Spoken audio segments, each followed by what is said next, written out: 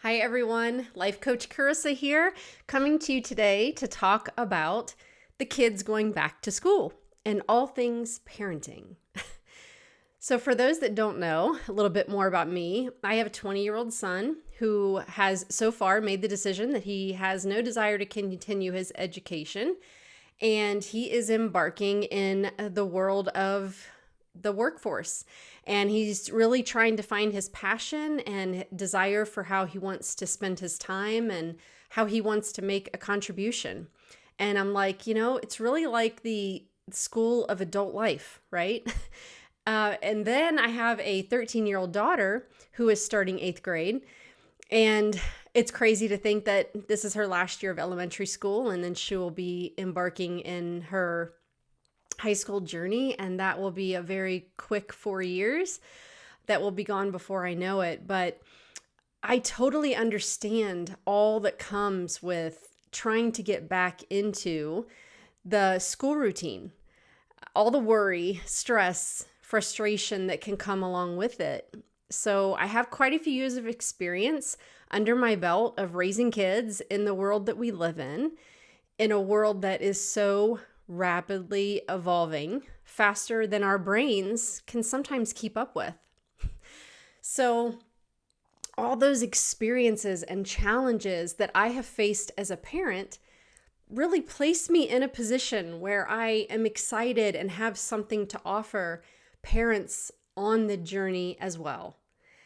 I often think about if only I had known about life coaching when I was raising my son, how much differently I would have shown up for him, for myself, for the rest of my family. But I also know that my journey was this way for a reason, and I can see all the good that came from these experiences happening exactly the way that they did.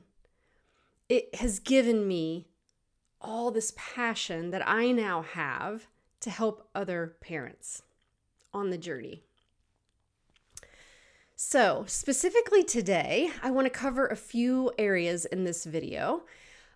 Why it's important as parents, for us to grow in our own emotional management, the stressors that are present for parents with school-aged children, and how we can show up in a manner that we really want to for our kids. So I'm going to start by mentioning the last video that I did. I was talking about stress, and I touched on how chronic stress can reach your children, how our chronic stress can reach our children. And I know that no one really wants that for their loved ones. It's just that we are so consumed by the habits and routine that we are in that we often can't even focus on the ripple effect that it's having on our loved ones. We also tend to not be thinking in the place of the future. We're sort of living in the moment, doing what feels right, and not looking to our future self for wisdom in how we want to handle various situations. And so I bring this stress topic back up because it really leads into what I want to talk about today: our precious children.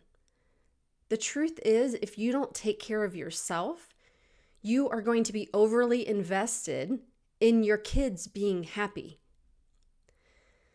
That sentence right there is so powerful that it bears repeating. If you don't take care of yourself, you will be overly invested in your kids being happy. So what do I mean by taking care of yourself? It really applies to the whole you, mentally, physically, spiritually.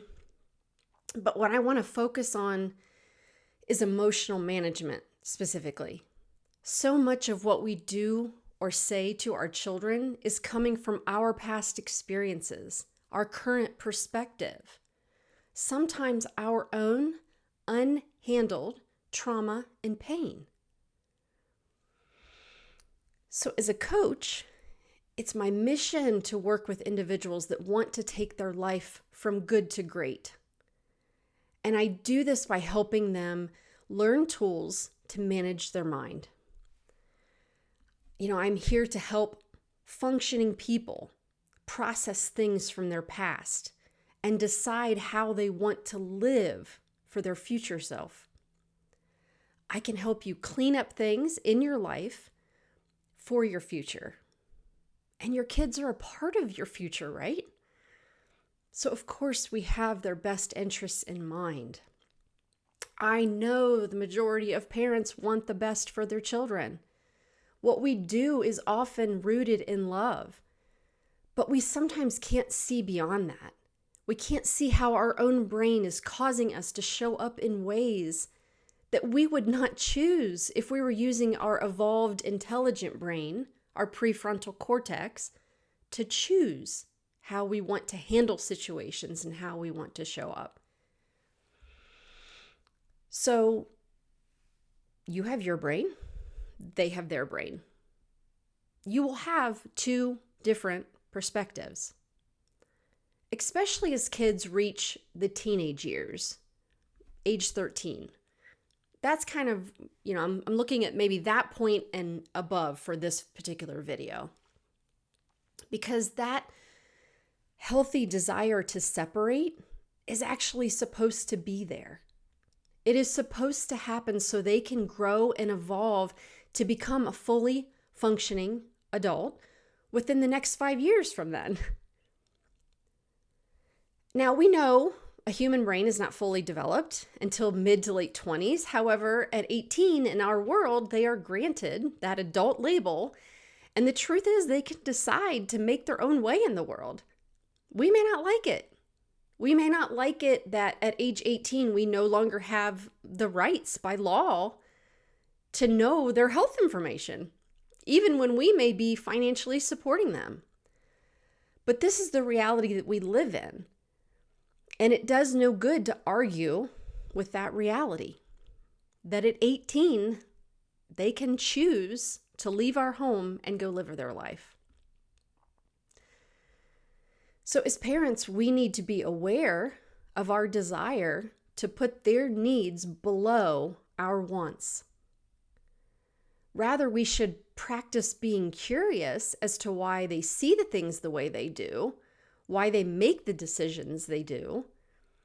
Can we be open to accepting that there are two perspectives and we are only seeing through one? We grow up in a world, and our kids are growing up in a world where we are fed all kinds of things, sometimes toxic things.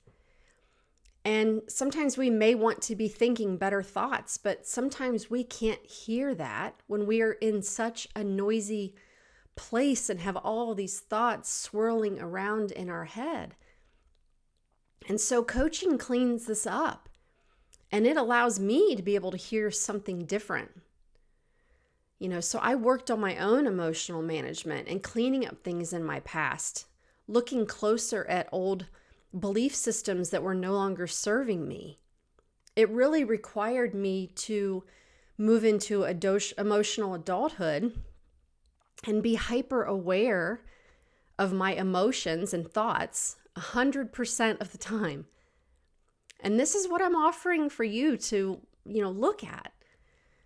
Are you attaching your emotions too tightly to your children? I found this really fascinating. The concept of a lawnmower parent was shared with me through my continuous training that I do. And that is the parent that is out front clearing the path for our kids.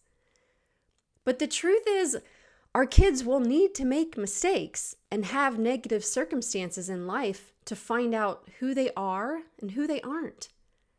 You cannot do that work for them, just like your parents could not have done that work for you. From my own experience, I tried to control everything. I tried to have them follow my plan. I tried to make it pretty and perfect. I tried to run ahead of my kids with that lawnmower, clearing the way to protect them. I tried to live through them. I tried to make them overachievers. I made them my job, my world, my entire focus. And I know this sounds admirable and the right thing to do, But there is a definite distinction between the motivation and energy we bring. And what I want to show you is that distinction. So you can at least go into this eyes wide open, knowing how you're showing up. So for example, if they were okay and succeeding and doing their best, then I could be okay. This is not healthy. It is making our kids responsible for our emotional health. So what are the stressors that come up when our kids are headed back to school that kind of places us in this position of wanting to control it all? I know there are certainly more than I have captured, but here's where I will start with this list. So you have homework. Oh my goodness. Does that word alone bring up a trigger for you? Because it can for me. I remember so many fights around the kitchen table and homework with my son, my husband. It was a painful time. I made it painful. I see that now. It doesn't have to be that way. Kid drama. The fact is, we live in a world where all types of people exist, and this is going to allow drama to come up that may include our kids at certain times. And if you're the parent out front with the lawnmower clearing the path for your kids, you're going to just be draining yourself trying to solve for any drama that comes up. Not a good way to try to navigate these teenage years, for sure. Managing schedules. Our world can have, this promotion to have our kids involved in so many things, sometimes at like a negative overload. And I think what feeds this can be our desire to have them experience many different things, to build their skills, to become proficient and well-rounded, to experience everything so they know what they really want to do, what they're good at. Again, all well-meaning intentions, but sometimes these hectic schedules are just training our kids to not learn how to slow down, how to really focus on only a few areas at one time and still allow time for peace, reflection, and recharging. Sleep cannot be viewed as the only time that our kids have to rest and recharge. We need to be more intentional about that. Emotions. We have our own emotions to manage, which the majority of adults were not taught how to do well. And then we have our kids' emotions. Add in hormones and puberty, and you can have the ingredients for emotions off the rails in your family. Anxiety. Not only do our kids have their own bouts with anxiety, but we as parents are experiencing anxiety and wanting our kids to have a happy, pleasant experience and not feel discomfort.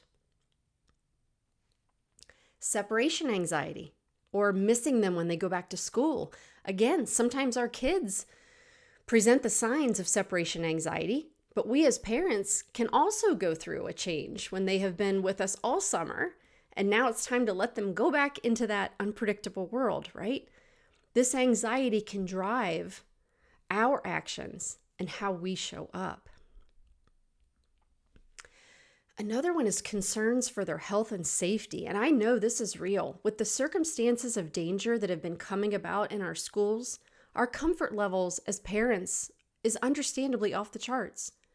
We hear these stories of tragedy, and of course, it makes us worried about their safety.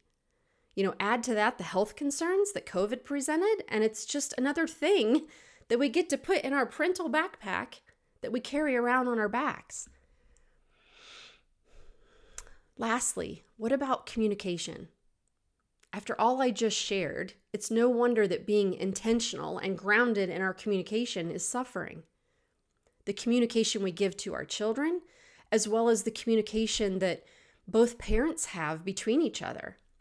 And for those in a two-parent household are experiencing this, as well as those in a shared parenting situation. How do you keep yourself calm and collected? So what I am suggesting to counterbalance all these things is managing your mind. When I managed my thoughts around these types of areas that I've exampled, It changed everything. I realized I had a choice in making an intentional decision on how I wanted to handle it, rather than just going with what my primitive brain offered me at the moment. No one gives us a roadmap for how to do this parenting thing. We are not trained in such a crucial area of our life. I wish we were. We have to spend more time to learn how to drive a car than to raise our kids. Learning how to navigate and caring and raising another human being. It's not easy. And so we all pretend that it's okay. And we only show what's right in our lives. And meanwhile, we hide that pain. We question ourselves. We beat ourselves up. We judge ourselves. And we still feel like a failure. We're often ashamed and embarrassed to even talk about it for the fear that we're alone. I guarantee you we are not. As I started to become more vulnerable and talk to other parents about my struggles, I was learning that they were dealing with it too. It's just no one wants to talk about it. So know that you're not alone. When you isolate yourself like that and feel like it's just a problem you have, you limit your ability to see the bigger picture, that this is just the human experience. So there's always another way. There's a way to grow, evolve, and find a healthy middle ground. There's a way to manage our emotions and teach our kids to do the same. There is a way to not make our kids responsible for our emotional balance. I said it before, but learning how to manage my emotions was a game changer for me and how that I communicate and build a healthy, trustworthy relationship with my kids. And if I had known there was someone I could work with to improve my emotional management when I was in the thick of it, it would have changed everything for me, my husband and my kids. So where do you start? First, go back and make a list of the parental stressors I shared. Again, it's just a few, but these are areas that you could most certainly look at ahead of time and decide how you want to show up rather than just being on autopilot of what you've done in the past. And then beyond that, I'm going to leave you with 5 things to think about as you begin a new school year with the kids. Number 1, become aware of your thoughts. Recognize what thoughts are coming from your primitive brain and are there because you have just thought them so many times before. Number 2, stop saying that you want your kids to be happy. The best gift we can actually give our children is to show our kids how to embrace this 50-50 life we've been given. Enjoyment and happiness, as well as how to process pain, discomfort, and disappointment. It's okay for life to be hard. As parents, we actually need to let some of that happen. There is something very powerful that happens when the parent isn't worried when a kid is going through a difficult time. When we try to take away discomfort from our kids, we become overly sensitive. We can't change what our kids are experiencing. So find the middle ground on supporting our kids and letting them figure things out on their own. Walk alongside them, not in front of them. Number 3, don't hang our emotions on our kids. Realize that they are living their 50-50 human experience, and your role is to show up with clean energy. Clean meaning it doesn't have all our junk wrapped up in it. You can bring them guidance, wisdom, strength, knowledge. You can share all of that with them as they get older and let them make their own decision and learn from the consequences. Number 4, remember that these school-aged years are such a small portion of their lifespan. You don't have to add all this pressure on yourself that you must do it all right to produce a good human. Sometimes people do everything right, and things don't go the way you would have liked, right? This is being human. When we leave our parents' oversight, we all have our own agency to do what we want to do. If we try to control our kids' lives, we are treating them like chess pieces. We get caught up in believing that there is just one path for our kids. And this is coming because of what we make it mean. We make their actions mean we are failing as a parent. This is false. Lastly, number 5, and I am nowhere near perfect, and that is not what I am promoting here. I am just asking you to step into the discomfort of being a parent and try not to shoo away what doesn't feel good. How can you show up for all the discomfort of raising kids? How can you not make it mean anything negative about you or them? How can you get curious and ask yourself, what is this here to teach me? How can I grow from this and show my kids an example of how to grow from these experiences rather than wishing they never happened? Just like you, I am a work in progress. I still make mistakes. I still let my primitive brain drive me around before I catch on with what is happening. So, I'm going to leave you with an example. My daughter's first day of school was yesterday, and I noticed that I was anxiously awaiting seeing her after sports practice so I could ask that all too common question, "How was your day?" And I recognized the energy I was hanging out there waiting on that answer. I realized if she said something negative, I was going to feel the emotional drop and go into fear, sadness, a real problem-solving mode. And I really had a hidden agenda, secretly, hoping that the answer was a resounding, "Great, Mom," so I could breathe and relax. And yes, I have done so much work on myself, and here I was. But the beautiful thing was, while I was in it, experiencing it, at that exact moment, I was also on to myself and recognizing what I was doing. So she got in the car and gave the typical answer that I think so many kids do.